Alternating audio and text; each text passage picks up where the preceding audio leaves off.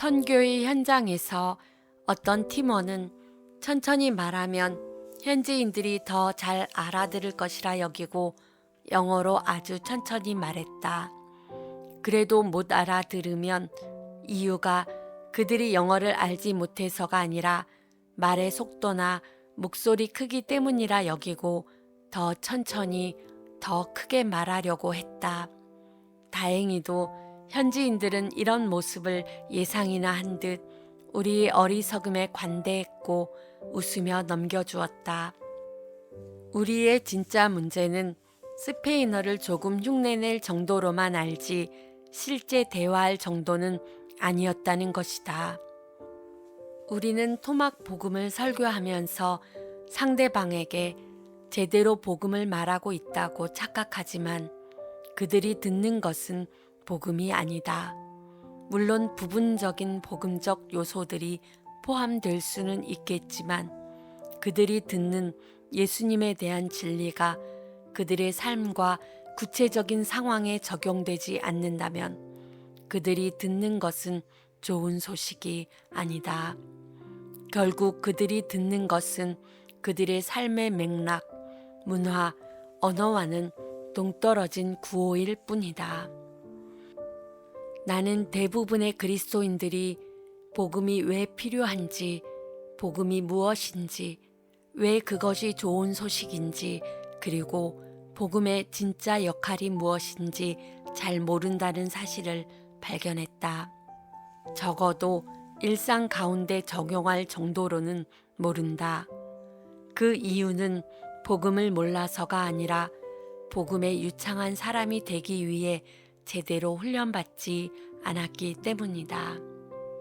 구원은 하나님이 하시는 일이다.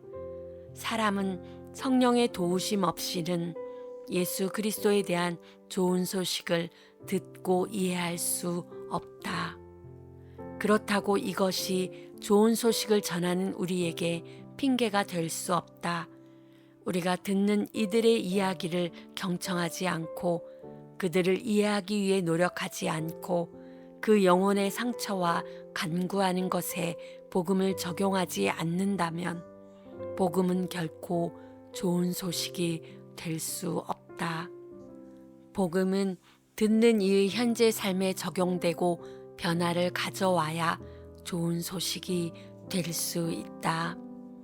하나님은 우리가 우리 주변 세상과 우리 내면의 세계를 복음의 렌즈로 예수 그리스도와 그분이 하신 일을 통해 드러난 하나님의 진리로 해석하기를 원하신다. 복음에 유창한 사람들은 예수 그리스도와 그분이 하신 일을 통해 모든 것을 생각하고 느끼고 감지하는 사람들이다. 더 중요한 것은 복음에 더욱 유창해져 가는 사람들은 본인들도 지속적인 변화를 경험한다는 것이다.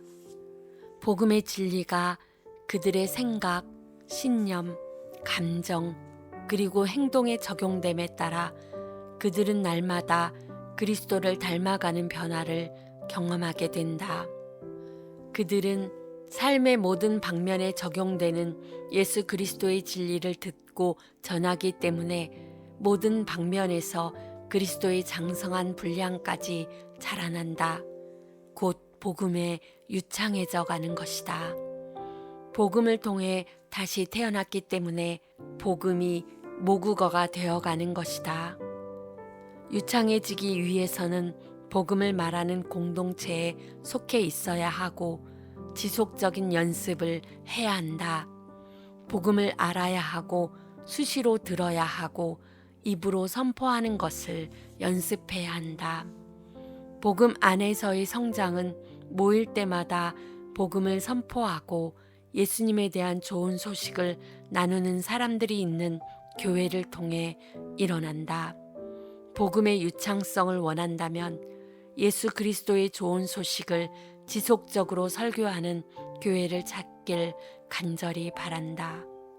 그뿐 아니라 주중에도 선교적 사명을 감당하는 복음적인 소그룹 또는 미셔널 커뮤니티 모임에 참석해서 복음을 서로의 삶에 그리고 아직 예수님을 모르는 사람들의 삶에 적용하는 사람들과 함께 해야 한다. 더불어 멤버들끼리 아무리 자주 모여도 서로의 삶과 상황에 예수의 진리를 말하고 적용하지 않는다면 모임 자체만으로 만족하지 말라고 권면하고 싶다. 그리스도가 우리의 생각과 대화 가운데 존재하지 않는다면 그 모임은 좋은 그리스도인 공동체의 모임이 아니다. 우리는 모일 때마다 예수님에 대해 말해야 한다. 아니, 모일 때마다 예수님에 대해 말할 특권이 있다. 그리스도는 우리 존재의 모든 이유이기 때문이다. 수년 전 여름, 어느 젊은 여성이 대학교 인턴 요건을 충족시키기 위해 우리 교회에서 인턴으로 일하게 되었다. 인턴 기간이 끝날 무렵 우리 리더십 팀은 그녀를 위해 축하 파티를 열었다. 그때 우리는 그녀에게 인턴을 하면서 어땠는지 소감을 부탁했고, 리더 중 한 명은 혹 기대와 달랐던 점은 무엇이었냐고 물었다. 그녀는 잠시 생각한 후에 이렇게 말했다. 조금 이상하게 들릴 수 있겠지만 여러분이 예수님 이야기를 하는 게 가장 놀라웠어요. 물론 우리 모두는 그리스도인이고 예수님이 중심이 되신다는 것을 알아요. 그런데 여기 계신 분들은 하나같이 예수님 이야기만 하셨어요. 처음에는 다들 이상한 사람인 줄 알았어요. 그러다가 혹시 내가 이상한 것은 아닌지, 내가 정말 예수님을 알고 사랑하는지 차차 돌아보게 되었어요. 제가 다니는 교회가 예수님에 대해 이야기하지 않는다는 말은 아니에요. 주로 새생명 축제 같은 전도주일에만 하지만요. 대부분의 설교 말씀은 우리가 무엇을 하고 어떻게 변해야 하는지에 대한 가르침이에요. 효율적인 시간 활용을 위한 3가지 팁이나 교회를 섬기기 위한 5가지 원칙들, 주로 그래요. 매주 강단에서 예수님의 이야기를 듣지는 못해요. 물론 교회 사람들도 예수님 이야기를 잘 하지 않아요. 솔직하게 말하면 여러분과 사역하는 동안 제가 정말 구원을 받았나 의심했어요. 정확히 어떻게 표현해야 할지 모르겠지만 이번 여름을 이곳에서 보내며 처음으로 예수님을 제대로 알고 사랑하게 된 것 같아요. 여러분과 함께 있는 동안에는 예수님에 대해 듣지 않을 수가 없었으니까요. 그녀의 고백이 우리에게 얼마나 큰 위로가 되었는지 모른다. 복음의 유창함은 예수로 포화된 공동체에 속하면서 자연스럽게 자라나기 시작한다. 예수로 포화된 공동체는 복음을 정확히 알고 그 복음을 삶의 모든 상황에 적용함으로써 삶의 모든 영역이 예수 그리스도께 복종함으로 변화되고 우리의 모든 것 되시는 예수님에게까지 자라나게 한다. 복음의 유창함은 이렇게 이루어진다. 하나님의 말씀은 진리이고 능력 있다. 하나님의 일하심은 선하다. 우리는 그 진리 안에 안식해야 한다. 이것이 왜 그렇게 중요한가? 모든 것이 하나님의 말씀으로 존재하게 되었다면, 그리고 하나님의 말씀으로 창조된 모든 것이 선하다면 하나님의 말씀과 일하심은 완전한 신뢰와 믿음의 기반이 될 수 있기 때문이다. 우리 존재 자체가 하나님의 말씀과 일하심을 통해 이루어졌다. 그러므로 우리의 정체성, 목적, 그리고 우리의 존재에 대한 진실이 모두 하나님의 말씀과 일하심 속에 있다. 하나님은 인간이 오직 하나님으로부터 그 정체성을 찾길 원하셨다. 그래서 자신의 일이나 다른 창조물이 아닌 그분으로부터 삶의 목적과 진리를 찾을 수 있도록 인간을 부르셨다. 그분을 신뢰하고 순종하도록 인간을 부르셨다.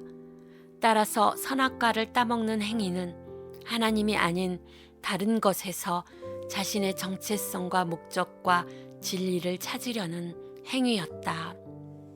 사탄은 여자에게 뱀의 모습으로 다가가 하나님의 말씀은 거짓이고 그분이 하신 일은 결코 선하지 않다고 속였다. 하나님은 네가 최상의 피조물이 아니라는 사실을 알고 있어. 그분은 내게 내 손으로 모든 것을 조정하면 더 나아질 것이라는 사실도 알고 있지. 그분이 먹지 말라고 한 열매를 먹으면 너도 하나님처럼 될 수 있어. 여자는 사탄의 거짓말을 믿고 그 열매를 따먹었다. 그리고 남자에게도 그 열매를 주었다. 하나님은 분명 그들에게 보기에 심히 좋았다고, 그분의 형상대로 지음을 받은 존재라고 말씀하셨다. 그러나 그들은 하나님을 믿지 않았다. 대신 거짓의 대가인 사탄을 믿었다. 하나님은 분명 그들에게 선악과를 따먹으면 정령 죽으리라고 말씀하셨다. 그러나 그들은 하나님을 믿지 않았다. 대신 먹어도 결코 죽지 않을 것이라고 속삭인 사탄의 거짓말을 믿었다. 그들의 반역으로 인해 죄와 파멸이 세상으로 들어왔다. 아담과 하와는 하나님이 아닌 다른 것에서 그들의 정체성, 목적, 그리고 진리를 찾으려 함으로써 하나님께 반역했다. 생명을 주시고 삶을 주관하시는 그분을 등지고 삶의 파괴자를 향해 돌아섰다. 예수님은 도둑이 오는 것은 도둑질하고 죽이고 멸망시키려는 것뿐이요, 내가 온 것은 양으로 생명을 얻게 하고 더 풍성히 얻게 하려는 것이라고 말씀하셨다. 이 행위는 하나님과의 관계를 단절시키는 영적 죽음을 초래했다. 그들은 하나님께 순복하고 그분을 믿는 것 대신 사탄을 믿고 그에게 순복하는 것을 택했다. 우리는 영적 죽음의 결과를 그들이 즉각적으로 느낀 수치심과 무화과 나무 잎으로 자신을 가리려 했던 모습을 통해 볼 수 있다. 그들은 하나님이 그들을 향해 오시는 소리를 듣고 바로 몸을 숨겼다. 만약 그들이 하나님의 말씀과 행하신 일을 믿었더라면 죄책감과 수치심을 느끼지 않았을 것이다. 하나님으로부터 자신들을 숨기지도 않았을 것이다. 그들은 두려워할 이유가 전혀 없었을 것이다. 죄를 지은 후 그들은 서로를 공격하며 탓하기 시작했다. 다른 누군가가 자신이 저지른 죄의 대가를 치르기를 원했다. 이것이 바로 죄의 값을 치르는 속죄라는 것이다. 그러나 그들은 둘 다 죄를 범했으므로 서로의 죄값을 치르기에 합당치 않았다. 속죄는 오직 죄 없는 자만이 할 수 있는 일이었다. 하나님은 남자와 여자를 위해 가죽옷을 지어 입히셨다. 그들의 수치를 가리기 위해 무죄한 짐승이 죽은 것이다. 이것이 우리가 하나님의 이야기에서 처음으로 접하는 죄를 위한 속죄물이다. 결국에는 무죄한 인간이 우리의 죄를 속죄하기 위해 우리의 죄책감을 벗기고 수치를 가리기 위해 자진해서 십자가에 달려 죽어야만 했다. 그분이 예수 그리스도이다. 최후의 승리는 하나님께 있다. 하나님이 우리를 죄에서 구원하셨다. 하나님이 우리를 사탄의 손아귀에서 구원하셨다. 하나님은 죽음의 권세를 이기셨다. 하나님의 말씀은 진리이고 그분이 행하신 일은 완전하다. 하나님은 이스라엘을 선택하여 부르고 창조하셨다. 그리고 그들이 열방의 복이 될 수 있도록 축복하셨다. 하나님은 그들을 거룩한 백성으로 구별하셨다. 그들은 하나님을 신뢰하고 그분께 순종하기 위해 부름을 받았다. 하나님의 하나님 되심을 열방에 드러내기 위해 부름을 받았다. 아들이 아버지의 모습을 드러내듯 이스라엘은 하나님의 아들로서 하나님의 모습을 드러내야 했다. 그러나 이스라엘은 실패했다. 그렇다면 하나님의 계획은 실패했는가? 그렇지 않다. 하나님은 그분의 말씀을 이루셨다. 불순종하는 백성의 후손을 통해 열방이 복을 받게 하셨다. 또 다른 아들, 진정한 하나님의 아들이 이 일을 해내었다. 그가 바로 예수님이다. 예수님은 완전한 둘째 아담으로, 완전한 아브라함으로, 완전한 이스라엘로 이 땅에 오셨다. 예수님만이 창세 전부터 있었던 진정한 구원 계획이었다. 예수님은 영화로운 몸으로 부활하셨다. 그분은 십자가에서 우리의 죄값을 치르시고 죄의 능력을 파괴하셨다. 죽음의 권세를 이기셨다. 성령으로 잉태되신 예수님은 죄가 없으신 하나님의 의 그 자체였다. 그러므로 성령으로 거듭날 때 우리 역시 완전한 아담이신 예수님의 팔 안에 들어가는 것이다. 그분이 우리의 새 생명의 원천이시며 우리의 권위, 곧 머리이신 것이다. 예수님이 새 창조의 시작이 되시는 것이다. 우리는 사탄이 다스리는 어둠의 나라에서 예수님이 다스리시는 빛의 나라로 옮겨졌다. 우리는 죄 가운데 영적으로 죽은 상태에서 그리스도 안에서 살아있는 상태가 되었다. 그리스도를 통해 새로운 삶을 살아갈 수 있게 되었다. 예수님은 하늘과 땅의 모든 권세를 받으셨다. 그래서 이제 그분께 속한 자들은 그분이 명하신 지상 명령을 수행하기 위해 그 권세에 동참하게 된다.